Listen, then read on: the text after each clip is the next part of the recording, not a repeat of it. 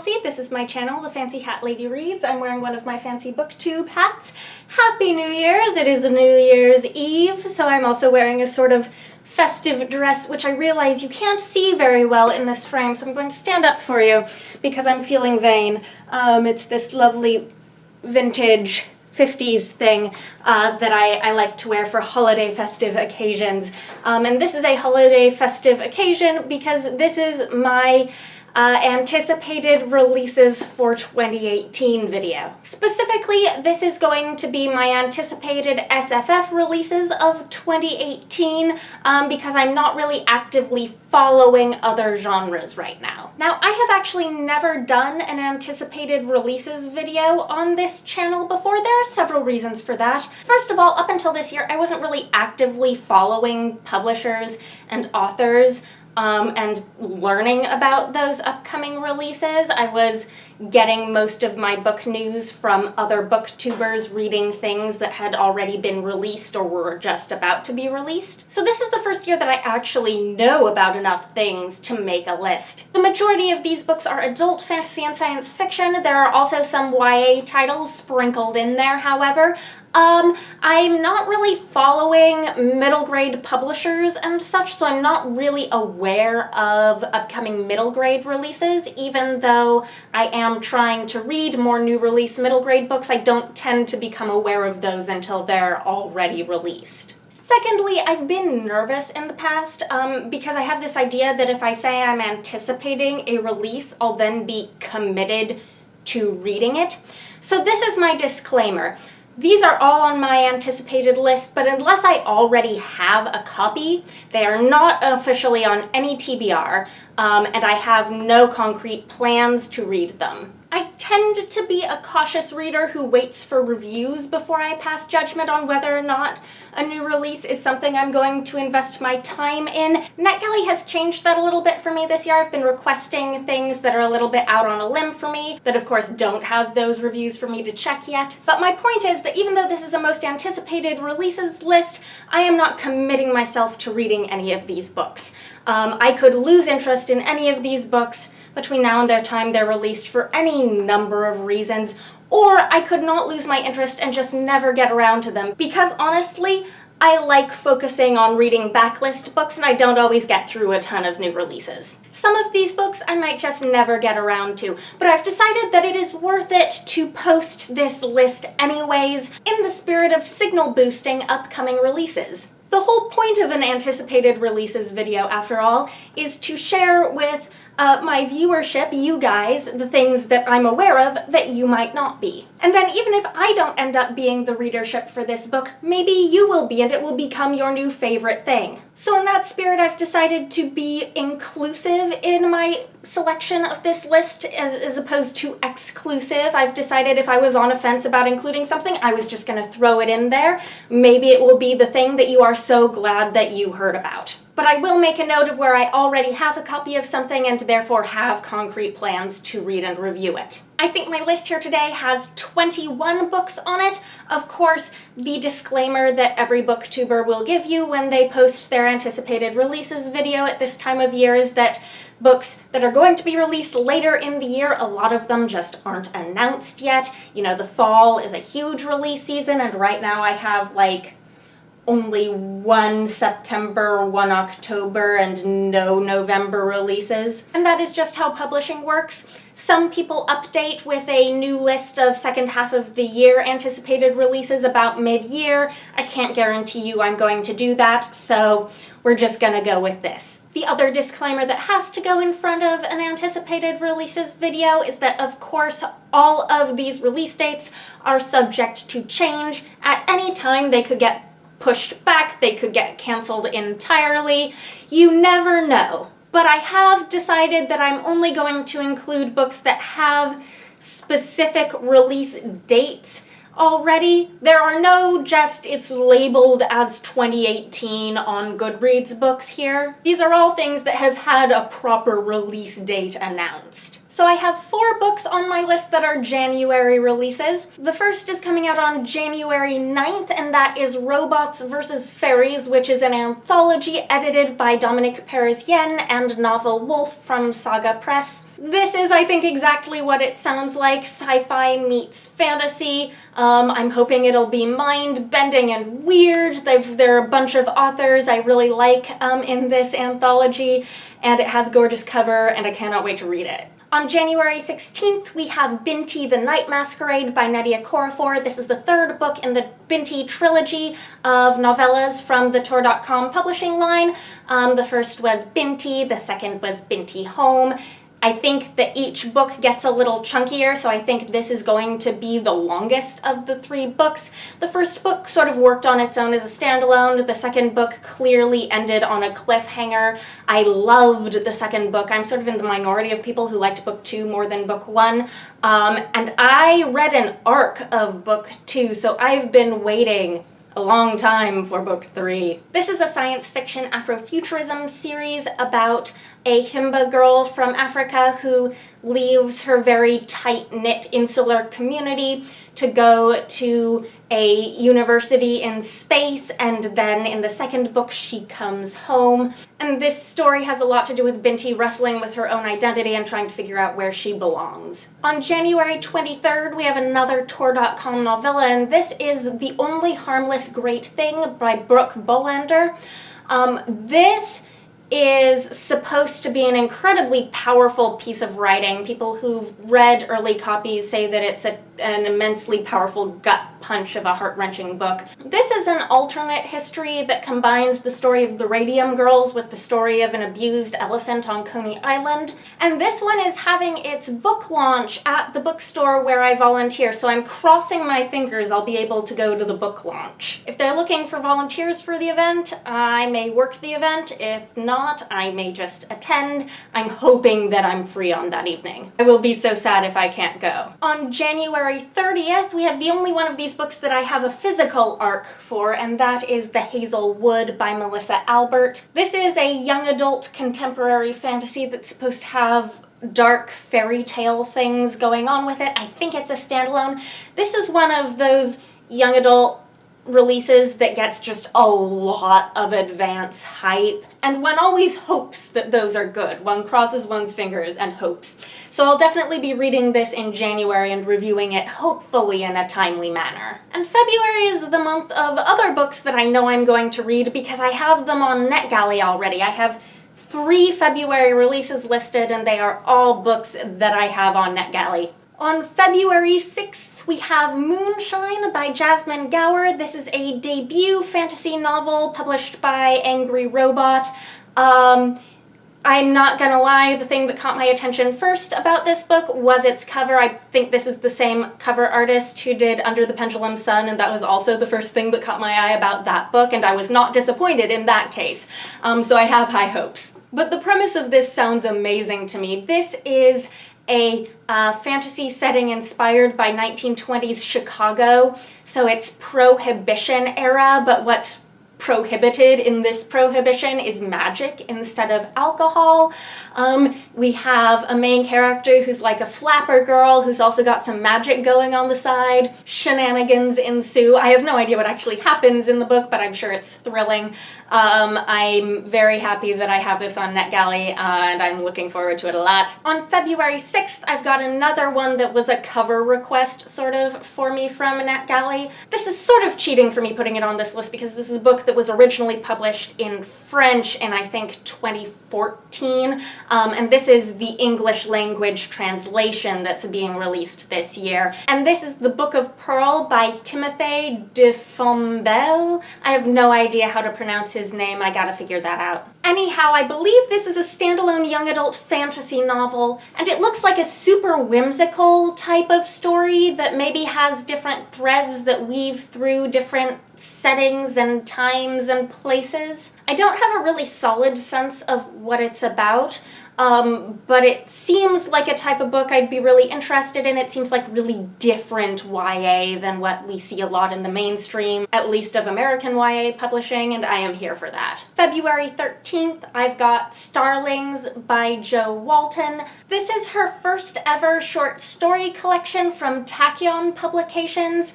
I believe it's also got a bunch of her poetry in it. I've only got one book here for March on the 27th, The Queens of Innis Lear by Tessa Gratton. This is supposed to be a high fantasy novel inspired by King Lear with a focus on the three daughters. I will be honest, I'm a little scared of this one because it looks more sort of bloody and grimdarkish than I usually go for in a fantasy novel, but I am enough of a Shakespeare nerd to be really excited to see what an author does with this premise. I've never been the hugest fan of King Lear because of the eyeball scene. No matter how many productions I see, I cannot watch the eyeball scene. No matter how it's staged, I have to look away. But also because of these like super stereotypical portrayals of the three sisters where like they're the two evil ones who are the older ones, and of course the younger one is like the pure and good one, which is such a fairy tale trope too, come to think of it. So anyways, I'm hoping this book smashes everything to smithereens with, you know, modern feminist awesomeness. Continuing with April, on April 3rd, we have Space Opera by Catherynne M. Valente. Now, I feel really dumb because I've been following her on Twitter for like the entirety of the time she was working on this book, and this book was no secret. And somehow I was under the mistaken impression that when she talked about space opera, she was talking about some project of hers that was like actually a space opera that didn't have a title yet, and that was like the placeholder title. And then this cover reveal happened with the tagline in space, "Everybody can hear you sing," and I was like, oh, this is not what I thought it was. This is so much better. This is pitched as Hitchhiker's Guide to the Galaxy meets Eurovision. It's supposed to be comedic science fiction about an intergalactic singing contest. The premise is amazing. The premise is that humanity discovers the greater interplanetary multi-species alien society. And the sci-fi premise that like so much science fiction is based on, that of course when we come into contact with the aliens we will end up in war with the aliens, turns out not to be true, because the greater alien society like settles all their conflict by means of like intergalactic Eurovision. And I think like the final sentence on the Goodreads description for this is something along the lines of, humanity will not get a chance to fight for their destiny, they must sing for it. And I want this so much. It'll be from Saga Press, I believe. On the 10th, we have Circe by Madeline Miller. I'm not sure this is how anyone else pronounces the name of this mythological character. I hear Circe a lot, but when I was in like middle grade studying the classics, I was taught to pronounce this character's name Circe. I don't know if that's right or not. I think some spellings spell it with K's, so I think I'm right. I think it's Circe. Or maybe Kirky? But anyways, Circe is the witch character from the Odyssey who like turns Odysseus's men into pigs. And this is like her whole story from the author who wrote The Song of Achilles. On the 15th of April, we have a sequel that I'm very excited about, and that is Armistice by Lara Elena Donnelly. This is the second book in what is going to be a trilogy, the sequel to Amberlow. This series is, I think, called the Amberlow Dossier. There's a cover change for this series happening, and I'm mixed on it. I like the new covers, but I also know that like the original cover for Amberlow was the thing that caught my eye about that book in the first place, and I think that's true for a lot of people who read it. So I was sort of hoping the rest of this series would get cover illustrations by Victor Nagai, who's the illustrator who did that first cover, but apparently that's not to be. But I do like these new covers. And I think this one is getting released straight to paperback without a hardcover release, so I think these are going to be the matching paperback editions. This is a very political series about a 1930s inspired fantasy world that's experiencing the rise of a fascist party. So historically based, but also very modern and relevant. There are also lots of queer characters, and I felt like the first book really hit that sweet spot between, you know, the hard-hitting politics that you could get all riled up about and the stuff that was just a little more fun to read. I think this series would make an excellent television show. I want it to happen. Also on the 15th, there is The Oddling Prince by Nancy Springer. Nancy Springer is an author I've never read, though I do have a couple of her books on my Kindle. She's well regarded in certain circles and has been writing for a long time, so she's an author with an established reputation that I'm not personally super familiar with, but she's been on my radar as an author I would like to read for a while. This is a Celtic-inspired fantasy. That's pretty much all I know about it, except that it has this lovely cover. Next, on the 17th of April, we have From Unseen Fire by Cass Morris. This is the first book in a new fantasy series that is based on ancient Rome. The cover looks absolutely stunning, and it focuses, I believe, on powerful women doing political scheming and also magic. Moving on to May, on May 15th, we get The Queen of Sorrow by Sarah Beth Durst. This is going to be the third and final book in the Queens of Renthia series. This is an adult fantasy series that I think has plenty of YA crossover appeal. This is one where I have reviewed arcs of both of the first two books, so I will link those reviews for you. I liked book one, but it was sort of like a high 3 stars for me. I was expecting more from the series as it went on, and I do think book 2 delivered more as I was hoping, so I'm looking forward to this third book. I sort of thought that this premise and this world could have been fodder for a longer series than 3 books, but that's just me. I think the first 2 covered only a very small portion of what's going on politically in this scenario, so I'm expecting that the third book will expand the scope drastically, and I think it's got a lot of ground to cover. Moving on to June, June 19th, we have another Tor.com release. I don't know if this is novella or novel length though, and this is Witchmark. The author is C.L. Polk, and this is supposed to be an Edwardian-inspired fantasy, so sort of post-World War I, except it's, I think, a fantasy world, so it's post some sort of other fictional war. This is also supposed to have a male-male romance in it and like magic, so I'm looking forward to this. This sort of historical-ish fantasy is something that you may be able to tell that I really like, especially when it's set in time periods that aren't normally the fodder for fantasy writers. I like seeing all of these fantasies that are cropping up that are based on all sorts of different time periods that you don't read a lot of fantasy about. July has several exciting titles. The first one, on the 10th, we have Spinning Silver by Naomi Novik with this gorgeous cover that's got the same design aesthetic as the cover for Uprooted, but this is not set in the same world. It's not a sequel or companion to Uprooted. It's just another standalone fairy tale fantasy thing. This is her Rumpelstiltskin retelling that is her novel-length expansion upon the short story of the same title that's in the Starlit Wood anthology that I am kicking myself for not having got to this calendar year. It's one of the books I am like most pumped to read and have been for the longest time. I may just prioritize that and read it in January because, my gosh, it's been sitting on my TBR for way too long. But I've heard that that story in the Starlit Wood was amazing, and this is her novelization of it. On the 24th, we have Record of a Spaceborne Few by Becky Chambers.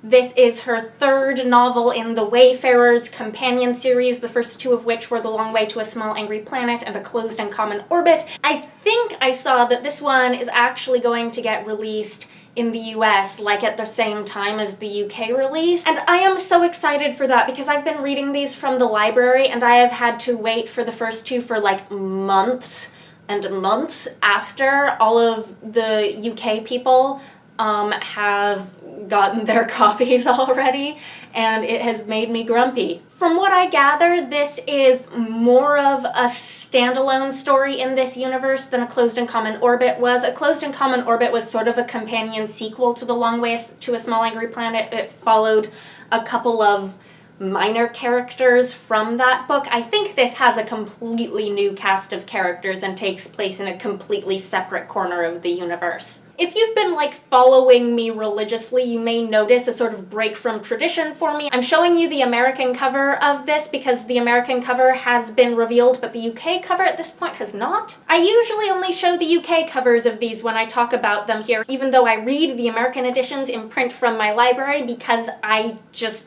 really dislike the American covers. But I have to say, I don't hate this.